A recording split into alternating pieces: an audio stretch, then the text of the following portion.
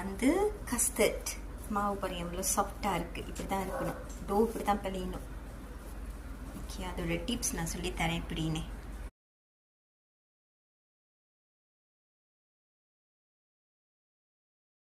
Girls guys, okay, நம்ம அது ஒரு டிப்ஸ் சொன்னேன் ஷேர் பண்ண போகிறேனே.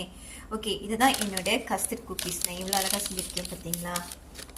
அதோட பூவெல்லாம் கொஞ்சம் கூட ஸ்மியர் ஆகல. அதோட டிசைனை பாருங்கள், அப்படியே இருக்குது. ஸோ அதோட சீக்ரெட் என்னன்னா நான் சொல்கிறேன், அப்படியே என்னோட பேஜை ஃபாலோ பண்ணிடுங்க. ஓகே, என்னன்னா ஏன்னா நம்மளோட கஸ்டர்ட் வந்து ரொம்ப சாஃப்டாக நம்ம போட்டிருந்தோம். ஸோ சாஃப்டாக போடும் போது என்ன ஆகும்னா, உடனே நம்ம அவனில் வைக்கக்கூடாது. அவனில் வச்சோமா இந்த மாதிரி அழகான ஃப்ளவர் உங்களுக்கு கிடைக்காது. அப்போ நம்ம என்ன செய்யணும்னா, அதோட சீக்ரெட் என்னன்னா 30 மினிட்ஸ் நீங்கள் வந்து ஃபேன் கிட்ட கீழே வைக்கணும். ட்ரை ஆகணுன்னு தான் அப்புறம் தான் நீங்கள் அவனில் வைக்கணும். அப்போ நீங்கள் அவனில் வச்சா தான் இந்த மாதிரி அழகான ஷேப்பில் பூ உங்களுக்கு கிடைக்கும். ஓகேயா, இது வந்து ஏக்லஸ் கஸ்டர்ட். Thank you guys. மறக்காமல் என்னோட பேஜை ஃபாலோ பண்ணிடுங்க. Thank you, love you. பண்ணி பேக் பண்ணி இன்னும் கூட என்னோடய ஃப்ளவர்ஸ் எல்லாம் எவ்வளோ அழகாக இருக்குது பாருங்கள். கொஞ்சம் கூட அந்த ஷேப்லாம் ஸ்மியர் ஆகலை. எவ்வளோ அழகாக இருக்குது பார்த்தீங்களா.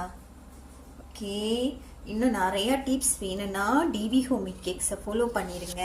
நான் வந்து இன்னும் நிறைய ஷேர் பண்ணுறேன் உங்களுக்கு. Thank you for your love. Everybody நம்ம செஞ்சிட்டோம். இதுதான் வந்து லைட் சுகர். ஸோ ஒரு டப்பாவில் வந்து எத்தனை பீசஸ் இருக்குன்னு சொல்லுங்கள். 80 பீசஸ் ப்ரீமியம்